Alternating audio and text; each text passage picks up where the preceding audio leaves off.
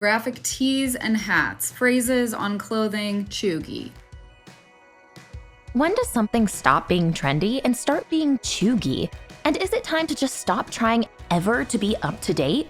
This word that emerged out of TikTok to call out anything that's off-trend or recently expired, especially if it's associated with millennial culture, has been applied to a wide array of pretty disparate things, from pumpkin spice lattes to Harry Potter, to literally any Apple products. I did a thing. Hashtag feeling 22. But first, coffee. But the sheer existence of cheugy underlines just how impossible it is to stay relevant today when trends come and go so rapidly. And it raises the question, what is the point of even attempting to keep up at all? As trends change at ever-increasing paces, the time limit we have to enjoy something new without being criticized for it and having to ironically mock it gets laughably short. 3 things I think are trendy now but will be cheugy looking back on them. All of this is why some people are claiming there's nothing wrong with cheugy and attempting to own their cheuginess. Because maybe it's the resistance to cheugy that's cheugiest of all. Here's our take on how if fighting cheugy is a lost cause, maybe we should just embrace it and let people enjoy whatever lame, comforting things make them feel a glimmer of happiness in this frequently stressful, exhausting world. Here are some things that I think are cheugy. Don't be offended if these are things you like. I too have fallen victim to the cheug.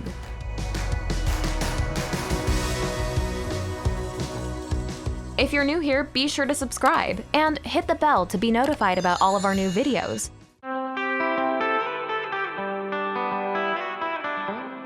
According to the New York Times, it's not quite basic, and it's not quite uncool.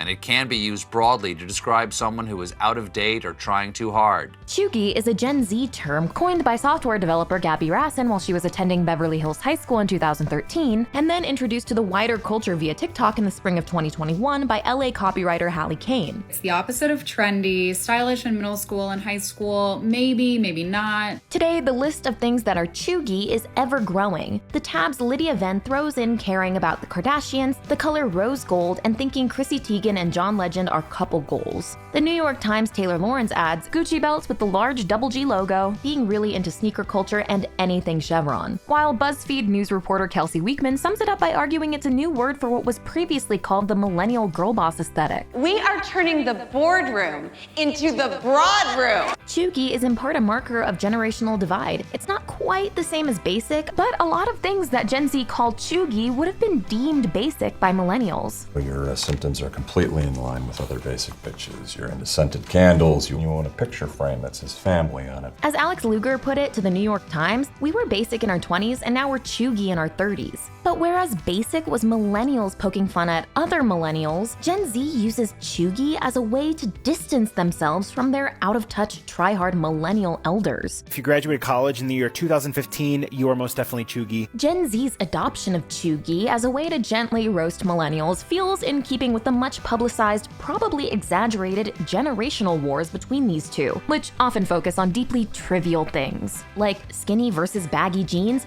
or side versus center parts. The term took off on TikTok, the social media platform with the most cachet among Gen Z, while it designates as cheugy a lot of things associated with a different social media platform, Instagram, a more stereotypically millennial app. Instagram captions like these, cheugy.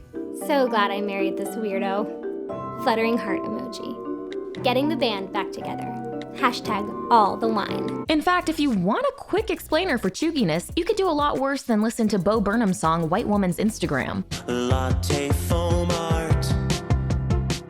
Tiny pumpkins. As well as the song being a good list of cheugy characteristics, it also touches on the other common denominator to cheuginess. That is, it's predominantly applied to women, something that's launched debate on whether cheugy is, like basic, just another misogynistic way to police women based on the things they buy. And like Burnham's song, cheugy is specifically about white women, something that influencer and writer Kiera Bria picked up on soon after the term went viral for the first time. I would argue that it's not a phrase that came from Gen Z to millennials, but actually from white girls to other white girls. Unlike cheugy, other viral trends like the Karen or the Becky came first from the Black community as a way to identify or poke fun at certain kinds of white women who embodied white privilege in a particular way. Cheugy almost feels like white Gen Zs have reacted to this popular criticism of whiteness and tried to insulate themselves from any potential criticism by joining the fun. I find it so interesting to be sitting back watching white women micromanage what makes other white women cool. Unfortunately, though, the result is a lot of casual misogyny directed at women and internalized misogyny that women direct at themselves. This episode is sponsored by BetterHelp Online Therapy. BetterHelp offers video, phone, and even live chat sessions with your therapist, so you don't have to see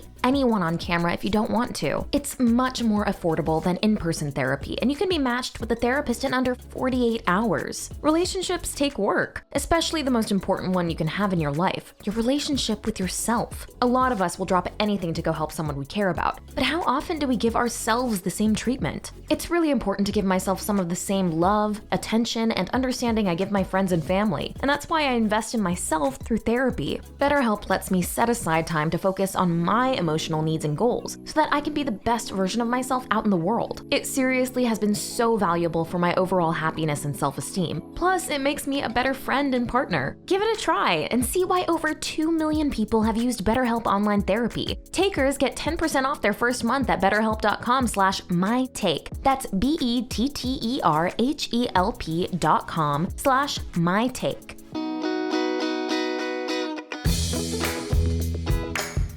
I was on Facebook. Nobody cools on Facebook anymore. In the social network, Mark Zuckerberg is clear about what is making his new website a success, and that's coolness. We don't know what it will be. We know that it is cool. That is a priceless asset I'm not giving up. But since Facebook's early days, a whole series of popular social networks have popped up, each one's success with young people diminishing the coolness of the last. While Facebook clearly remains a giant, how long has it been since it was considered cool? Hey, are you coming?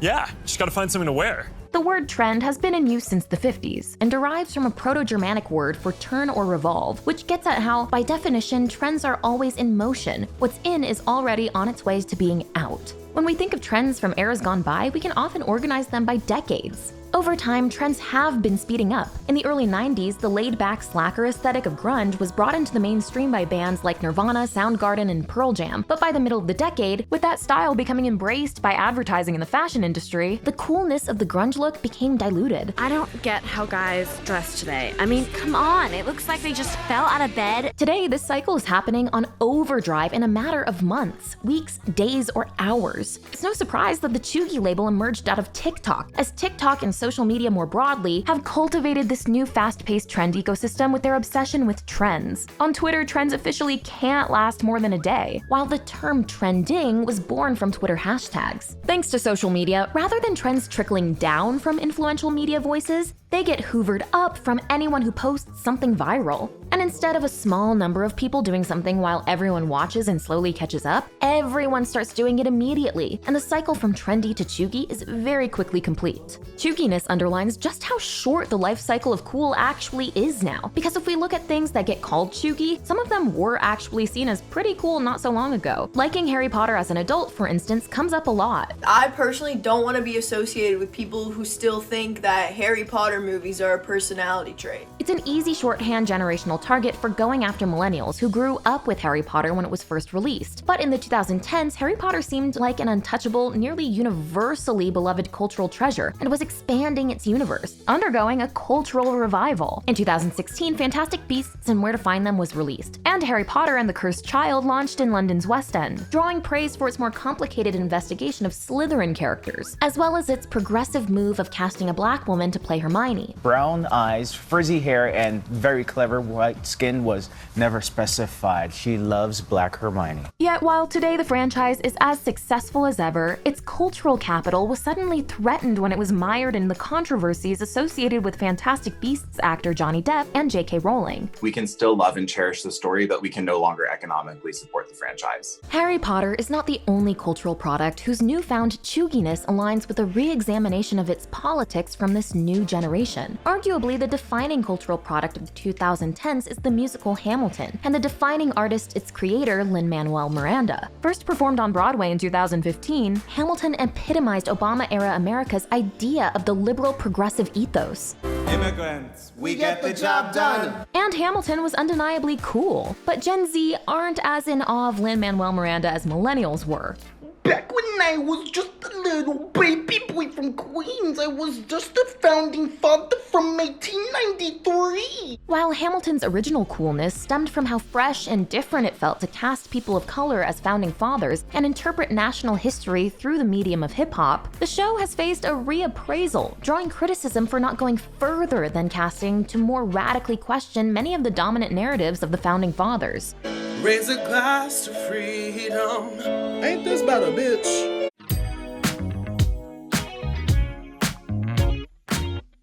There's nothing inherently bad about the things that get called cheugy. They don't necessarily damage the environment or feel problematic. They're just considered a bit mainstream, cliched, or out of style. In fact, the biggest factor of commonality across a lot of cheugy things is that they deliver a sense of comfort and nostalgia, which maybe clashes with a more cynical worldview. A day in the life of a cheugy. Cute little cricket project, check. Semi-annual sale, check. Monogrammed glitter tumbler, check. Starbucks stop, check. In 2021, BuzzFeed's Daniela Emanuel launched a quiz to determine which of the 12 most popular TV shows of all time were cheugy. Glee, the show with the highest percentage of cheugy votes, achieves this status thanks to its soapy high school drama plotlines, the earnestness of musical theater and a cappella troupes, and the nostalgia of some of its song choices. If you take away the obvious correlation between being older and seen as cheugy, the shows considered the most cheugy all have an earnest, comforting, nostalgic lack of cynicism at their core. See This Is Us, How I Met Your Mother, Grey's Anatomy, and The Big Bang Theory. The comforting aspect of cheuginess also explains why being a Disney adult has come to be seen almost universally as cheugy, after the launch of Disney Plus in 2019 made the Disney canon that adults had grown up with immediately and easily accessible. Castle. It's so beautiful.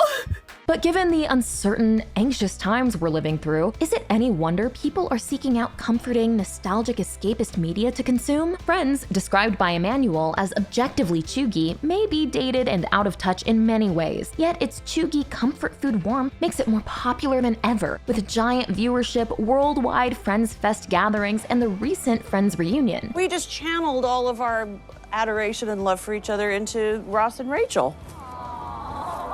Meanwhile, the shows that didn't get voted as cheugy on BuzzFeed tend to be newer and cooler, but they may be having to work a lot harder to underplay or caveat any perceived earnestness. For all of Brooklyn Nine-Nine's sweetness, it's more focused on zanier comedy, and can be fairly self-conscious about its emotional moments. You're a good dad. Don't put so much pressure on yourself. Oh, check this out. Working siren. New Girl, Slow Burn, Ross and Rachel Update, Nick and Jess feel less cheugy and realer, but that also makes their relationship lower stakes and less idealistic, as if their romance isn't taking itself too seriously. There's a quirky, self-effacing quality to these shows that undercut any soapiness, and thus avoid the cheuginess label, but do this by rarely allowing themselves to be too straightforward. Cheugy may have started out as an insult from Gen Z to millennials, but it's now embraced by plenty of people, especially millennials, as a way to celebrate the defining cultural moments of their generation, just like basicness has been reclaimed before it. You're right.